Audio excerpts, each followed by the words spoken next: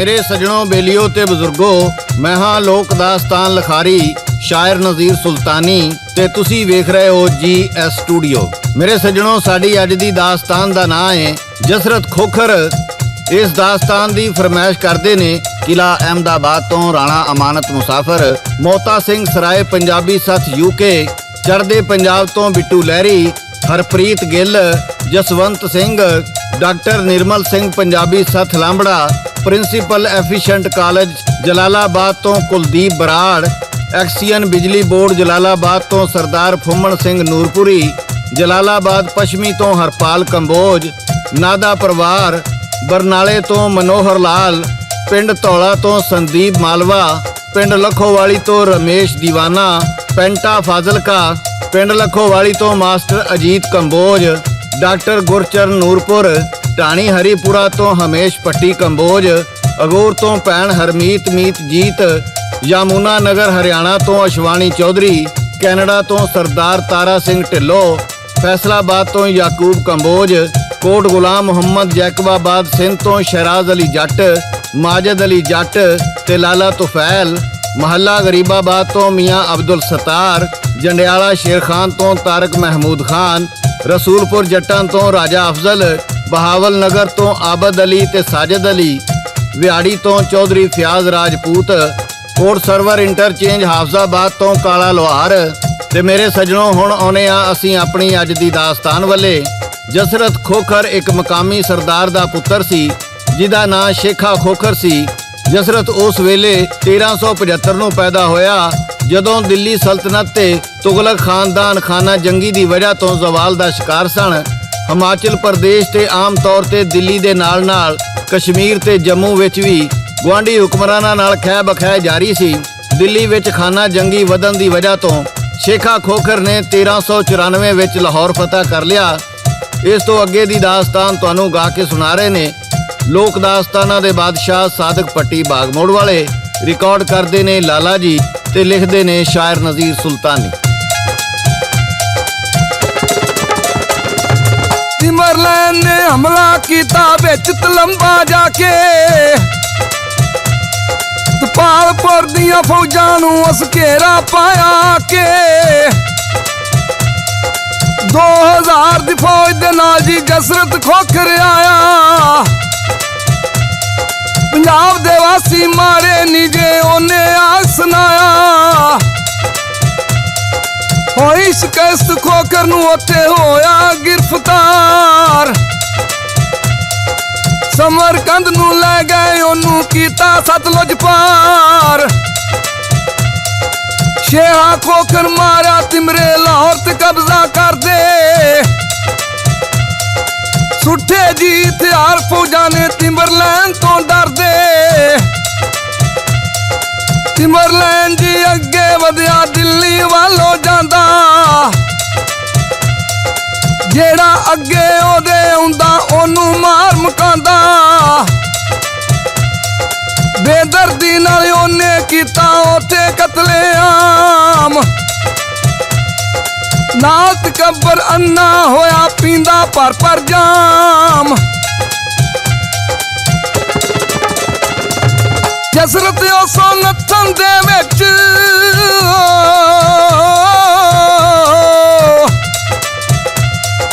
ਜਸਰਤ ਉਥੋਂ ਨੱਥਣ ਦੇ ਵਿੱਚ ਹੋਇਆ ਕਾਮਯਾਬ।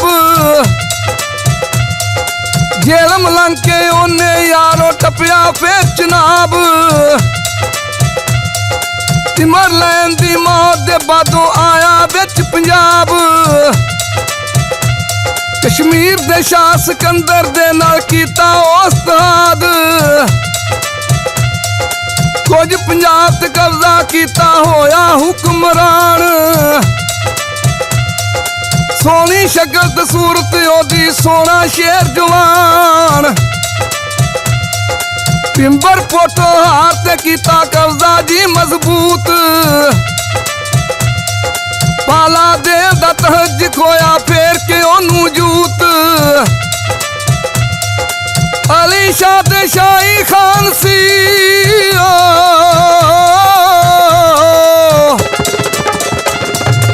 ਅਲੀ ਸ਼ਾਹ ਤੇ ਸ਼ਾਹੀ ਖਾਂ ਕਸ਼ਮੀਰ ਦੇ ਦਾਅਵੇਦਾਰ।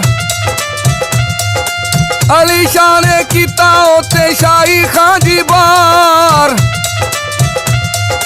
ਸ਼ਾਹੀ ਖਾਂ ਜੀ ਆਇਆ ਉਦੋਂ ਜਸਰਤ ਖੋਖਰ ਕੋਲ। ਮੇਰੀ ਮਦਦ ਕਰਦੇ ਖੋਖਰ ਆਖਿਆ ਉਹਨੂੰ ਬੋਲ। ਮੇਰੇ ਸੱਜਣੋ, ਸਿਆਲਕੋਟ ਉਦੋਂ ਜਸਰਤ ਖੋਖਰ ਦਾ ਦਾਰੁਲ ਹਕੂਮਤ ਸੀ। ਸ਼ਾਹੀ ਖਾਨ ਨੇ ਜਸਰਤ ਖੋਖਰ ਕੋਲੋਂ ਮਦਦ ਮੰਗੀ ਤੇ ਜਸਰਤ ਉਹਦੀ ਮਦਦ ਲਈ ਤਿਆਰ ਹੋ ਗਿਆ। ਜਦੋਂ ਅਲੀ ਸ਼ਾਹ ਨੂੰ ਇਸ ਗੱਲ ਦਾ ਪਤਾ ਲੱਗਾ ਤੇ ਉਹ ਆਪਣੀਆਂ ਫੌਜਾਂ ਲੈ ਕੇ ਸਿਆਲਕੋਟ ਵੱਲ ਟੁਰ ਪਿਆ। ਦੋਵਾਂ ਫੌਜਾਂ ਦਾ ਥਾਣਾ ਦੇ ਮਕਾਮ ਤੇ ਆਮਣਾ ਸਾਹਮਣਾ ਹੋ ਗਿਆ। ਇਸ ਲੜਾਈ ਵਿੱਚ ਅਲੀ ਸ਼ਾਹ ਨੂੰ ਸ਼ਿਕਸਤ ਹੋਈ ਤੇ ਜਸਰਤ ਖੋਖਰ ਦੇ ਹੱਥੋਂ ਮਾਰਿਆ ਗਿਆ। ਇਸ ਤੋਂ ਅੱਗੇ ਗਾ ਕੇ ਸੁਣਾ ਰਹੇ ਨੇ ਤੁਹਾਨੂੰ ਸਾਦਕ ਪੱਟੀ ਬਾਗ ਮੋੜ ਵਾਲੇ। ਇਸ ਲੜਾਈ ਵਿੱਚ ਜਸਰਤ ਦੀ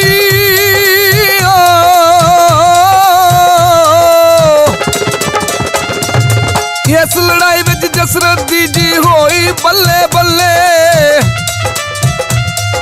ਦੋਵੇਂ ਲੈ ਕੇ ਫੌਜਾਂ ਉਤੋਂ ਸ੍ਰੀਨਗਰ ਵੱਲ ਚੱਲੇ। ਸ੍ਰੀਨਗਰ 'ਚ ਆ ਕੇ ਹੋਈ ਅਣਮਨ ਦੋਨਾਂ ਯਾਰਾਂ। ਇੱਕ ਮੁਆਦਾ ਕੀਤਾ ਉਹਨਾਂ ਛੱਡੀਆਂ ਉਹਨਾਂ ਖਾਰਾਂ। ਜਿਸ ਦੇ ਵਿੱਚ ਆਖਿਆ ਸ਼ਾਹੀ ਦੇਸਾਂ ਤੈਨੂੰ ਫੌਜਾਂ।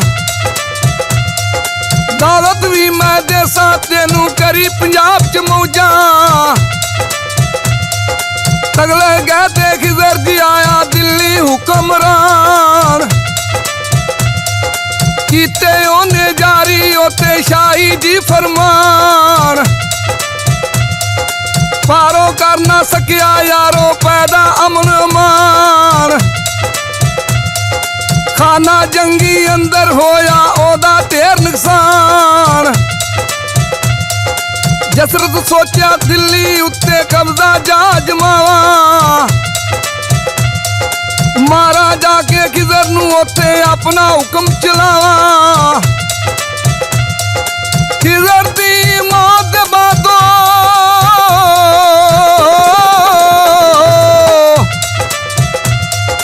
ਖਿਜ਼ਰ ਖਾਂ ਦੀ ਮੌਤ ਦੇ ਬਾਦੋਂ ਰਾਵੀ ਕਰੇ ਅਬੂਰ। ਜਲੰਧਰ ਤੇ ਲੁਧਿਆਣਾ ਲੰਘਿਆ ਦਿੱਲੀ ਅਜੇ ਅਧੂਰ। ਮੁਬਾਰਕ ਸ਼ਾਹ ਜੀ ਆ ਕੇ ਲੜਿਆ ਰੋਪੜ ਦੇ ਮੁਕਾਮ। ਭੀਮ ਦੇਵ ਨੇ ਮਦਦ ਕੀਤੀ ਹੋਇਆ ਕੀ ਅੰਜਾਮ। ਮੇਰੇ ਸੱਜਣੋ, 1421 ਨੂੰ ਸੁਲਤਾਨ ਮੁਬਾਰਕ ਖਾਨ ਦੀ ਜਸਰਤ ਖੋਖਰ ਦੀ ਫੌਜ ਨਾਲ ਇੱਕ ਝੜਪ ਹੋਈ। ਇਸ ਤੋਂ ਬਾਅਦ ਉਹ ਵਾਪਸ ਮੁੜ ਗਿਆ। ਇਸ ਝੜਪ ਵਿੱਚ ਪੁਰਾਣੀ ਦੁਸ਼ਮਣੀ ਦੀ ਵਜ੍ਹਾ ਤੋਂ ਰਾਜਾ ਭੀਮ ਦੇਵ ਨੇ ਸੁਲਤਾਨ ਮੁਬਾਰਕ ਖਾਨ ਦੀ ਮਦਦ ਕੀਤੀ। ਭੀਮ ਦੇਵ ਨੇ ਜਨਵਰੀ 1422 ਨੂੰ ਜਸਰਤ ਦੇ ਤਿਲਹਾਰ ਕੇ ਗੜ੍ਹ ਨੂੰ ਵੀ ਤਬਾਹ ਕਰ ਦਿੱਤਾ। ਮਈ 1422 ਨੂੰ ਜਸਰਤ ਨੇ ਇੱਕ ਵਾਰ ਫਿਰ ਸਲਤਨਤ ਤੇ ਹਮਲਾ ਕੀਤਾ। ਇਸ ਵਾਰ ਉਹਨੇ ਲਾਹੌਰ ਦਾ ਮੁਹਾਸਰਾ ਕਰ ਲਿਆ, ਪਰ ਤੂਫਾਨ ਦੀ ਵਜ੍ਹਾ ਤੋਂ ਇਹਦੇ ਤੇ ਕਬਜ਼ਾ ਨਾ ਕਰ ਸਕਿਆ। ਇਸ ਤੋਂ ਅੱਗੇ ਦੀ ਦਾਸਤਾਨ ਤੁਹਾਨੂੰ ਗਾ ਕੇ ਸੁਣਾਣਗੇ ਸਾਦਕ ਪੱਟੀ ਬਾਗ ਮੋੜ ਵਾਲੇ।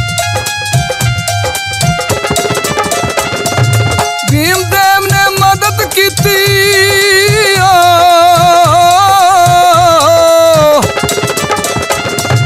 ਭੀਮ ਦੇਵ ਨੇ ਮਦਦ ਜਿਹੜੀ ਕੀਤੀ ਸੀ ਸੁਲਤਾਨ। ਉਹਦਾ ਉਹਨੂੰ ਚੁੱਕਣਾ ਪਿਆ ਵੱਡਾ ਜੀ ਨੁਕਸਾਨ।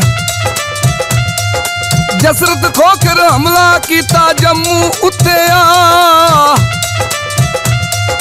ਇਹਦਾ ਇਲਾਕਾ ਉਹਨੇ ਸਜਣੋ ਕੀਤਾ ਛੱਡ ਤਬਾਹ। ਭੀਮ ਦੇਵ ਨੂੰ ਮਾਰਿਆ ਉਹਨੇ ਧੀ ਨਾਲ ਕੀਤਾ ਵਿਆਹ। ਮਾਲ ਦੌਲਤ ਤੇ ਅਸਲਾ ਸਾਰਾ ਉਹਨੇ ਖੋਹ ਲਿਆ। ਮਾਨਕ ਦੇ ਜੀ ਰਾਜਾ ਉਹਨੇ ਦਿੱਤਾ ਚਾਹ ਬਣਾ।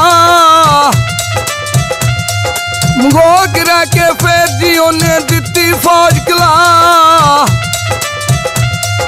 ਪਾਲਪੁਰ ਤੇ ਕਬਜ਼ਾ ਕੀਤਾ ਸਭ ਨੂੰ ਲੁੱਟ ਲਿਆ। ਲੈ ਕੇ ਨਾਲ ਉਹਨਾਂ ਤੋਂ ਆਪਣੀ ਵਾਪਸ ਮੁੜ ਗਿਆ। ਤੁਰਿਆ ਫੇਰ ਉਹ ਦਿੱਲੀ ਵਾਲੇ ਕਲਾ ਨੂਰ ਗਿਆ। ਰਾਹ ਦੇ ਵਿੱਚ ਜਲੰਧਰ ਉਹਨੇ ਕੀਤਾ ਯਾਰ ਤਬਾਹ। ਕਾਂਗੜ ਕੋਲ ਬਿਆਸ ਦੇ ਨੇੜੇ ਡੇਰਾ ਲਾ ਲਿਆ। ਸਿਕੰਦਰ ਤੋਹਫਾ ਤੋਂ ਉਹਨੂੰ ਪਸਬਾ ਹੋਣਾ ਪਿਆ। ਇਸ ਨਕਾਮੀ ਪਿੱਛੋਂ ਜਸਰਤ ਸੋਚਾਂ ਵਿੱਚ ਪਿਆ। ਦਿੱਲੀ ਫਤਹ ਨਹੀਂ ਹੋਣੀ ਮੈਥੋਂ ਫੌਜਾਂ ਦਾ ਜ਼ਿਆ। ਫਿਰ ਦੁਬਾਰਾ ਹਮਲਾ ਕੀਤਾ ਤੋਹਫਾ ਫੜ ਲਿਆ। ਲੈ ਕੇ ਉਸ ਤੋਂ ਮਾਲ ਦੌਲਤ ਕੀਤਾ ਫਿਰ ਰਿਆ। ਫਿਰ ਦੁਬਾਰਾ ਕਈ ਮਹੀਨੇ ਲਾਹੌਰ ਨੂੰ ਘੇਰ ਲਿਆ।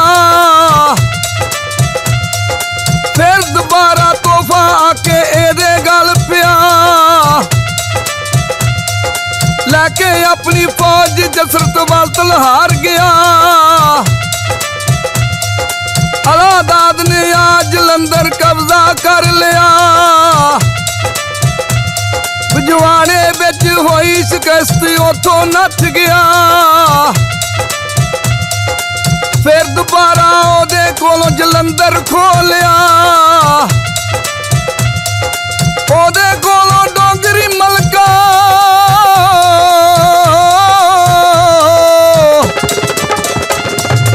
ਉਹਦੇ ਕੋਲੋਂ ਡੋਗਰੀ ਮਲਕਾ ਬਦਲਾ ਯਾਰ ਲਿਆ। ਮਾਰਾ ਮੇਰਾ ਪਿਓ ਭੀਮਾ ਉਹਨੇ ਯਾਰ ਕਿਆ।